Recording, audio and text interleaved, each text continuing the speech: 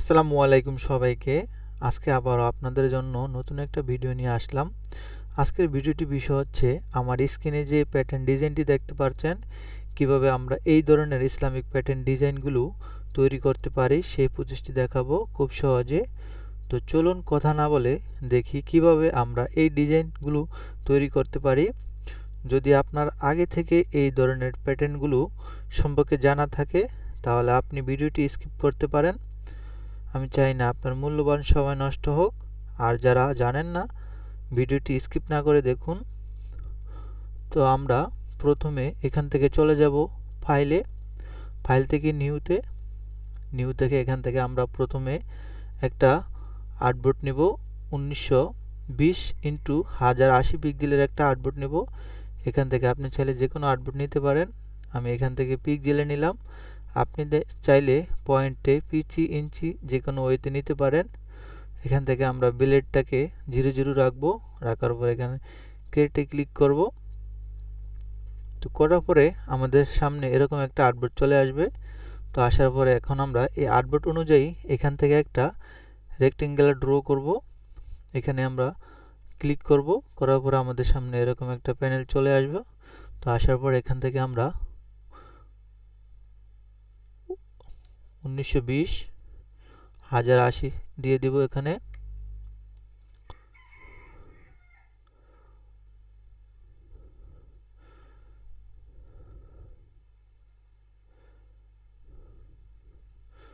দেওয়ার পর এখান থেকে আমরা ওকেতে প্রেস করব। এখন আমরা এটাকে অ্যালাইনমেন্ট করে নেব, হরিজন্টালি এবং ভার্টিক্যালি অ্যালাইনমেন্ট করে নেব। তো দেখতে পাচ্ছেন আমাদের আর্টবোর্ড বরাবর বসিয়ে গেছে এটা। এখন আমরা কিবোর্ড থেকে কন্ট্রোল আর প্রেস করে রোলার অপশনটা নিয়ে আসব। আসার পর এখান থেকে আমরা একটা রোলার নামিয়ে নিব। এই পাশে থেকে একটা রোলার নামিয়ে নেব। নেওয়ার পর এখন আমরা এটাকে তিনটাকে সিলেক্ট করে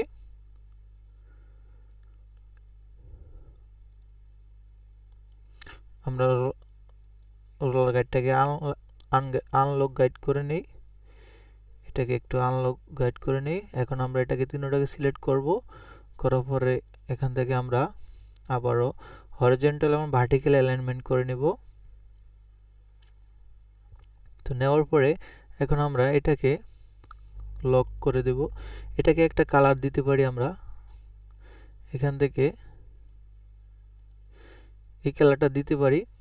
দেওয়ার পরে এখন আমরা এটাকে আমাদের আর্টবোর্ডটাকে আমরা কন্ট্রোল 2 দ্বারা লক করে দেব। দেওয়ার পরে এখন আমরা এখান থেকে আবার একটা রেক্টেঙ্গেলে যাব। এখান থেকে এটাকে আমরা নান করে দেব, স্ট্রোকটাকে বাড়িয়ে দেব, 15 পিটি করে দিলাম। দেওয়ার পরে এখন আমরা এটাকে এভাবে ড্র করে নিব।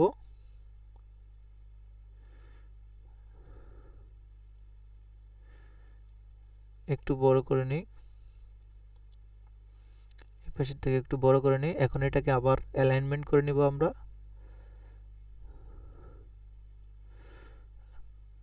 এটাকে আমরা এভাবে অ্যালাইনমেন্ট করে নিলাম। তো নেওয়ার পরে এখন আমরা এখান থেকে এটাকে সিলেক্ট করব। করার পরে এখান থেকে আমরা চলে যাব অ্যাড অ্যাঙ্কর পয়েন্টে। এখান থেকে আমরা দুইটা অ্যাঙ্কর পয়েন্ট অ্যাড করব। এই পাশে একটা অ্যাঙ্কর পয়েন্ট,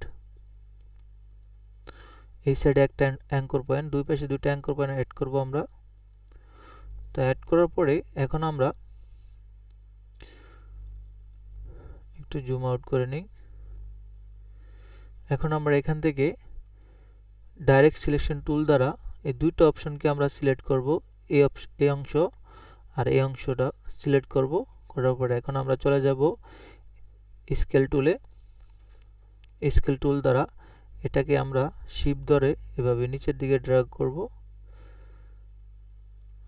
তো দেখতে পাচ্ছেন আমাদের শেপটা এরকম হয়ে গেছে। এখন আমরা এটাকে সিলেক্ট করব। সিলেক্ট করে কন্ট্রোল সি, কন্ট্রোল এফ দ্বারা পেস্ট করব। করার পরে এটাকে আমরা রোটেট করে দেব। এখন আমরা দুইটাকে সিলেক্ট করব, আবারও কন্ট্রোল সি, কন্ট্রোল এফ দ্বারা পেস্ট করব। এটাকে আমরা রোটেট করে নিব। এভাবে রোটেট হয়ে গেলে এখন আমরা চারোটাকে সিলেক্ট করে আমরা আমাদের কালারটাকে হোয়াইট করে দিতে পারি, দেখতে সুন্দর লাগবে। কালারটাকে হোয়াইট করে দিলাম। এখন আমরা চলে যাব পেন টুলে, আবারও পেন টুলে এই অ্যাঙ্কর পয়েন্ট থেকে এখানে একটা লাইন টানবো, এখানে একটা লাইন টানবো। তো টানার পরে এখন আমরা আমাদের রোলারগুলোকে লক করে দেব। কন্ট্রোল সেমিকোলন দিয়ে রোলারগুলোকে লক করে দিলাম। এখন আমরা এখান থেকে একটা ইলিপস টুল নিব, নেওয়ার পরে এটাকে ড্র করে নিব।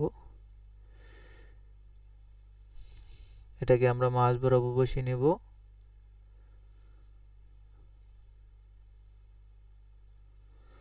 এভাবে বসিয়ে নিলাম। এখন দুইটাকে আমরা গ্রুপ করে নেব। এটা মাঝ বরাবর বসিয়ে না, আমরা একটু মাঝ বরাবর বসিয়ে নিই। এখন আমরা এই দুইটাকে গ্রুপ করে নেব। গ্রুপ করার পরে এখন আমরা এই তিনোটাকে অবজেক্টে যাব, অবজেক্ট থেকে এক্সপান্ড করে নেব, এখান থেকে ওকে দেব। তো দেওয়ার পরে এখন আমরা এটাকে সিলেক্ট করব। এটাতে সিলেক্ট করে আমরা এখানে রিপ্লেতে ক্লিক করব, একটু জুম করে নেব। রিপ্লেতে ক্লিক করে আমাদের এই পয়েন্টটাকে ধরে এই পয়েন্টটাকে ধরে আমরা এখানে মাঝ বরাবর বসিয়ে নেব। এখানে বসিয়ে আমরা এখানে অল্টার প্রেস করে ডাবল ক্লিক করব। করার পর এখান থেকে আমরা হরিজন্টালি এখানে দিয়ে দেব, ভার্টিক্যাল থাকলে এখান থেকে আমরা কপি পেস্ট করব। করার পর দেখতে পাচ্ছেন আমাদের এই পাশে একটা শেপ চলে যাচ্ছে। এখন আমরা এটাকে সিলেক্ট করব, দেন শিফট চাপে এটাকে সিলেক্ট করব। করার পরে control C control F paste করব। করার পরে এটাকে আমরা এভাবে রোটেট করে নিব আবারও।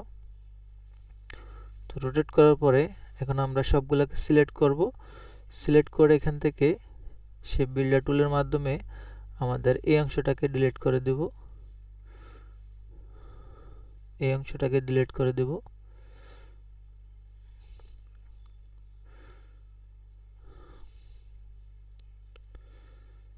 এই অংশটাকে ডিলিট করে দেব। তো দেওয়ার পরে এখন আমরা এটাকে অল্টার আর শিফট ধরে ছোট করে নেব। দেখতে পাচ্ছেন আমাদের শেপটা এরকম হয়ে গেছে।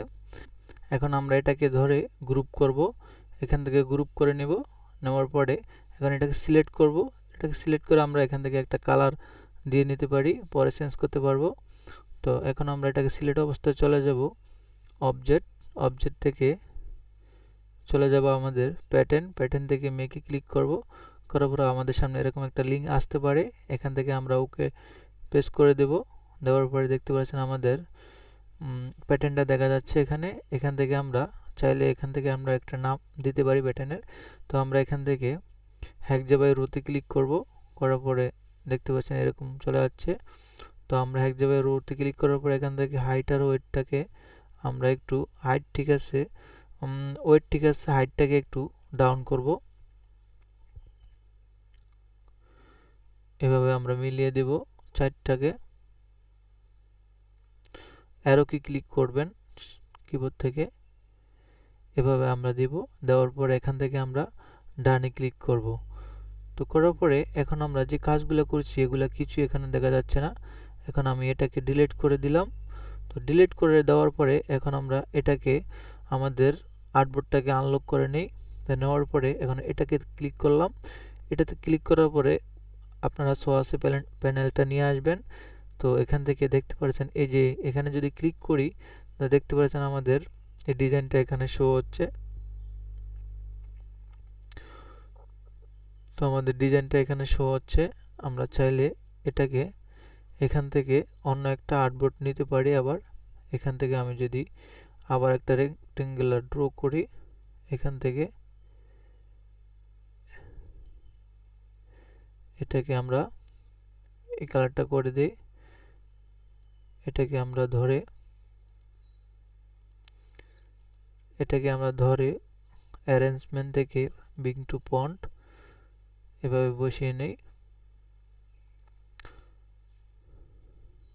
আমাদের হার্ডবোর্ডটা একটু বরাবর বসিয়ে নেই। এখন আমরা এটাকে ধরে এভাবে বসিয়ে নেই। এখন আমরা চাইলে এটাকে একটু বড় ছোট করতে পারি, তাহলে রাইট বাটন ক্লিক করব, করার পরে অ্যারেঞ্জ ট্রান্সফর্মে যাব, ট্রান্সফর্ম থেকে স্কেলে ক্লিক করব। তাহলে এখান থেকে আমরা এই টিকটা উঠে দিব, ট্রান্সফর্ম থেকে উঠে দেওয়ার পরে এটাকে আমরা অ্যারো কি ক্লিক করে কমিয়ে বাড়িয়ে নেব। আমি এখান থেকে এটাকে 50 রেখে দিলাম, অথবা আমি 55 রেখে দিলাম। দেওয়ার পর এখান থেকে ওকে প্রেস করে দিলাম। তা দেখতে পাচ্ছেন আমাদের এরকম প্যাটার্নটা মেক হয়ে গেছে। তো আপনারা চাইলে খুব সহজে এরকম প্যাটার্ন মেক করতে পারেন। তো আমার ভিডিওটি ভালো লাগলে অবশ্যই আমার পেজটিকে ফলো দিবেন, একটা লাইক দিয়ে পাশে থাকবেন। ধন্যবাদ।